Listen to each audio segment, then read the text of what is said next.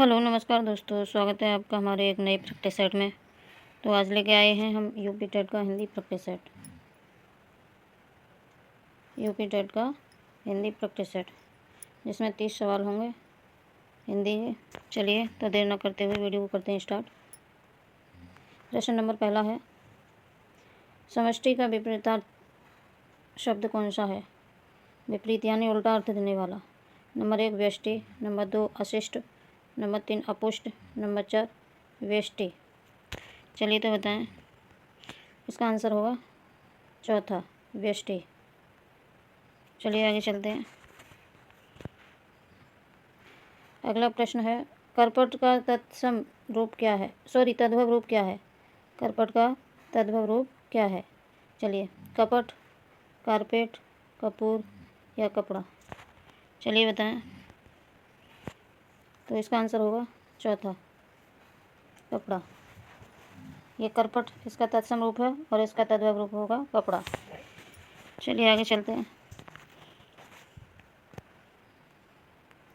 अगला क्वेश्चन है, निम्नलिखित में वर्तनी की दृष्टि से कौन सा शब्द युग्म शुद्ध है? पहला बारात का वसंत, बारात का बसंत, बारात का वसंत और बारात का वसंत। चलिए बताएं। तो इसका आंसर होगा तीसरा बारात का वसंत। चलिए आगे चलते हैं।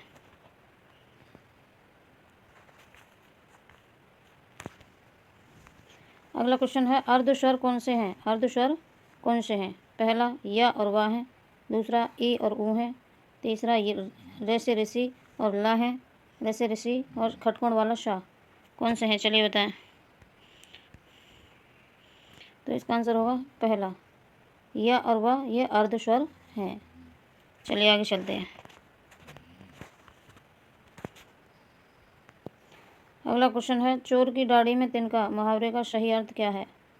चलिए, अपराधी का अपनी दाढ़ी खुजलाना, अपराधी का शंकाग्रस्त रहना, नंबर 3 अपराधी की पहचान हो जाना, नंबर 4 अपराधी का अपनी पहचान छुपाना। चलिए बताएं। तो इसका आंसर होगा दूसरा अपराधी का शंकाग्रस्त होना। चलिए आगे चलते हैं। अगला क्वेश्चन है, एक बार कही गई बात को दोहराते रहने वाक्य के लिए एक शब्द क्या होगा? नंबर 1 आगार, नंबर 2 प्राकथन, नंबर 3 पृष्ठपेषण, नंबर 4 प्रस्तावना। चलिए बताएं। तो इसका आंसर होगा तीसरा पृष्ठपेषण। एक बात को बार बार दोहराते रहने के लिए उसे कहेंगे पृष्ठपेषण। चलिए आगे चलते हैं।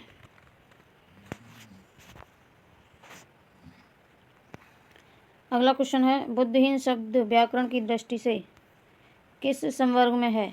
नंबर 1 संज्ञा में, नंबर 2 सर्वनाम में, नंबर 3 विशेषण में, नंबर 4 क्रिया में। चलिए बताएं।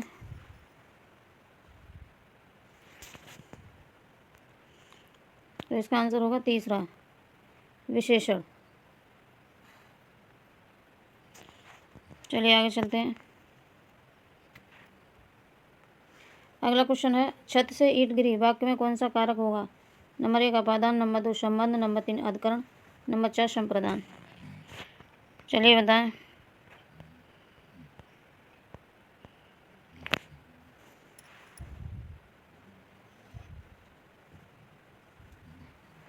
तो इसका आंसर होगा अपादान। छत से ईंट गिरी, ये अलगाव के भाव प्रकट कर रहा है, तो इसलिए अपादान कारक होगा। जैसे पेड़ से पत्ते गिरे, पेड़ से या फल गिरे, बिल्ली छत से कूद गई, इसमें क्या है? अपादान कारक। गाड़ी स्टेशन से छूट गई, सभी में क्या आएगा? अपादान कारक। चलिए आगे चलें। मुहर्मी का सही संधि विच्छेद क्या है? अगला क्वेश्चन है, मुहर्मी का सही संधि विच्छेद क्या है? पहला होगा, दूसरा होगा, तीसरा होगा या चौथा होगा? चलिए बताएं। तो इसका आंसर होगा तीसरा महा प्लस उर्मी, यही मुहर्मी का संधि विच्छेद होगा। चलिए आगे चलते हैं। अगला क्वेश्चन है, चराचरम जगत में कौन सा समास है? तत्पुरुष है या द्वंद्व है या बहुव्रीहि है या कर्मधार है? चलिए बताएं।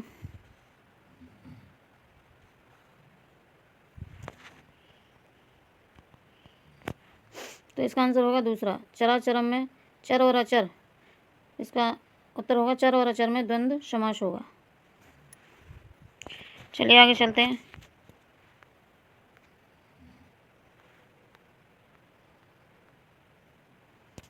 अगला क्वेश्चन है, अभ्यागत शब्द में कौन सा उपसर्ग होगा? अ होगा, अभ्य होगा, अभि होगा या अभ्या होगा? चलिए,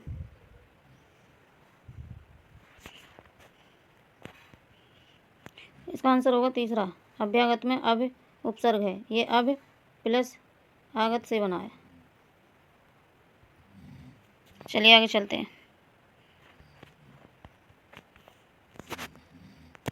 अगला क्वेश्चन है, रमणी में कौन सा प्रत्यय होगा? अनि होगा, ई होगा, रम होगा या णी होगा? चलिए बताएं। तो इसका आंसर होगा पहला, रमणी में अनि प्रत्यय लगा हुआ है। चलिए आगे चलते हैं। ये दोहा दिया हुआ है, सभी लोग पढ़ लें।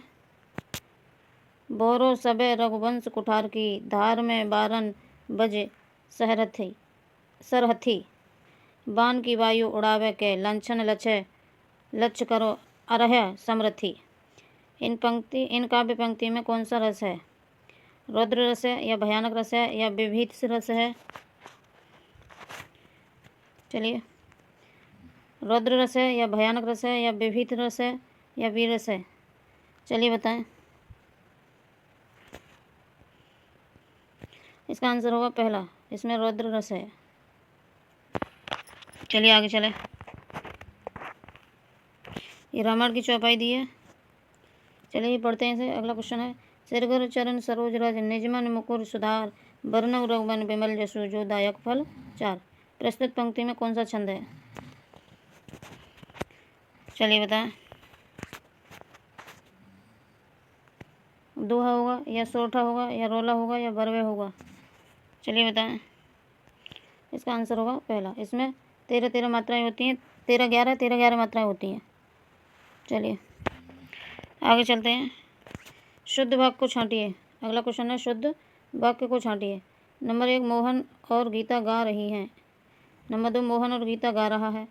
ये तो बिल्कुल गलत होगा। मोहन और गीता गा रहे हैं। अगला नंबर है, मोहन